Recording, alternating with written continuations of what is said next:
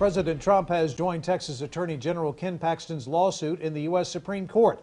It challenges election results in 4 battleground states that the president lost. Paxton faces legal challenges of his own, a felony indictment for securities fraud and a separate FBI investigation for alleged bribery and misuse of office. KXAN politics reporter John Engel finds out if Paxton has talked with the White House about a presidential pardon and why one Texas senator is skeptical about the lawsuit.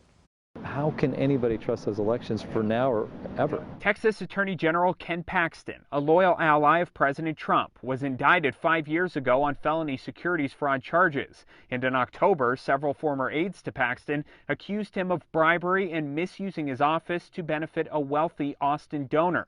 Some filed whistleblower complaints after they were fired for raising these concerns. But Paxton says there's been no talk of a pardon from the White House. I've had no discussions with anything about anything like that. Texas's lawsuit in the Supreme Court challenges election results in Pennsylvania, Georgia, Wisconsin, and Michigan, saying changes made by those states before the election were unconstitutional and skewed the results. That is a remarkable request to make of a federal court, particularly a very conservative Supreme Court, so a federal court that has been very protective of states' rights in its history. Senator John Cornyn, a former Texas Attorney General, told CNN that he's struggling to understand the legal theory behind Texas getting involved in elections by other states. I do think this issue is working its way through the courts. Unfortunately, the president's path forward is narrowing. Political experts say Paxton's lawsuit diverts attention away from his own legal challenges and plays to President Trump's strong support among Republicans,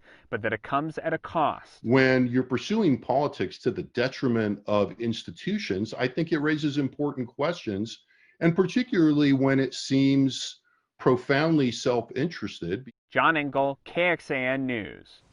The Supreme Court set a deadline for the 4 battleground states to respond to the lawsuit by tomorrow.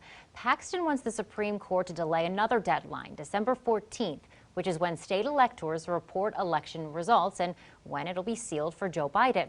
In Texas, the electors will meet that Monday afternoon at the state capitol. They'll physically cast votes for president, and those votes will then head to D.C. They will be counted in a joint session of Congress. And according to the New York Times, President Trump asked Texas Senator Ted Cruz to argue this case before the U.S. Supreme Court. Senator Cruz reportedly said he would do that. He has argued 9 cases before the high court in his lifetime. He also served on former President George W. Bush's legal team regarding the disputed 2000 presidential election results.